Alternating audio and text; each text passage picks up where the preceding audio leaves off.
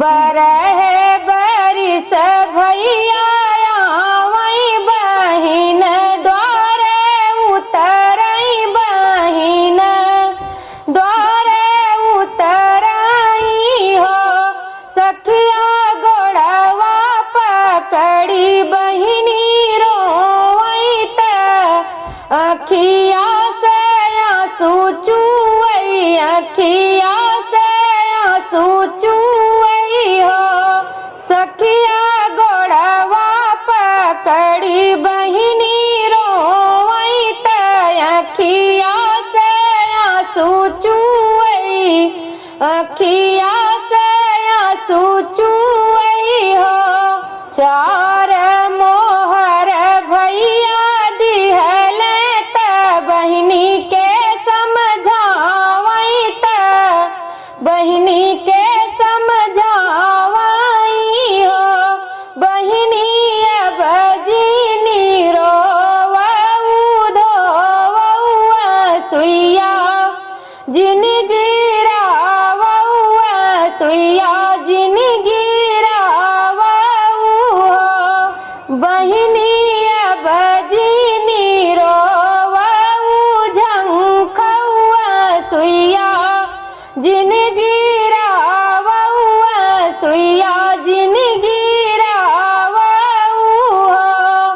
एतनी बचन सुनी बहिनी त मन में विचार करई मन में विचार करई हो सखिया बहिनी के बसी गए पाप बीरन मारी डरबई बीरन मारी डरबई हो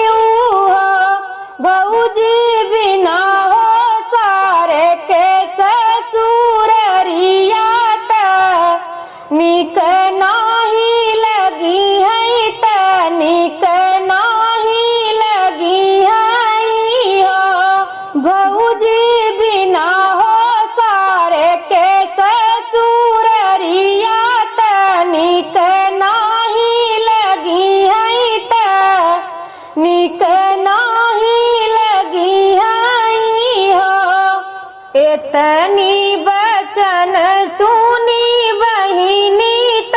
राजा लगा गईली त पिया लगा गईली न पियवा लईले ढाल तलवरिया बीरन के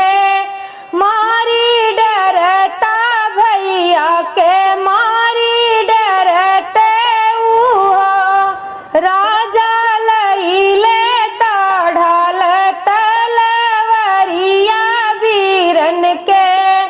मारी डरता बीरन के मारी डरते बोलिया त बोलू मोरी रानी बोलत नाल जानू बोलत ना डरानी रानी बिहन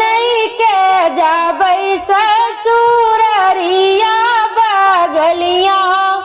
के ना बैठैया दर के ना करी रनिया बिहन के जाबै ससुररिया बगलिया के ना बैठैया दर के ना करी चढ़ी गई बहिनिया टरिया निकालई कटरिया निकालई कटरिया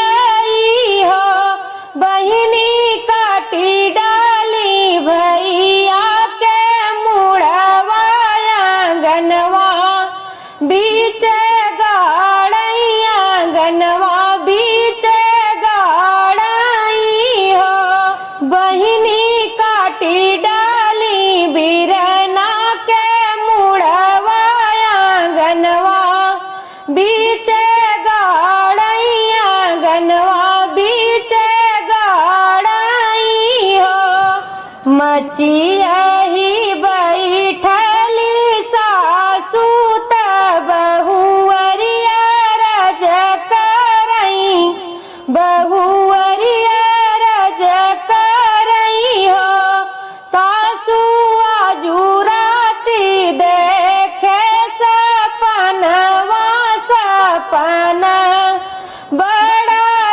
जगुत सपन बड़ा जगुत सासू आजू राती देखूं सपनवा सपन बड़ा जगुत सपन बड़ा जगुत सपने में देखे अपन पियवा त बहिनी के द्वारे गए बहिनी के द्वारे गए सासू बहिनी के बसी गए पाप बीरन के मुड़वा काटई आंगनवा बीच गाड़ई सासू बहिनी के बसी गए पाप बीरन के मुड़वा काटई आंगनवा बीच गाड़ई आंगनवा बीच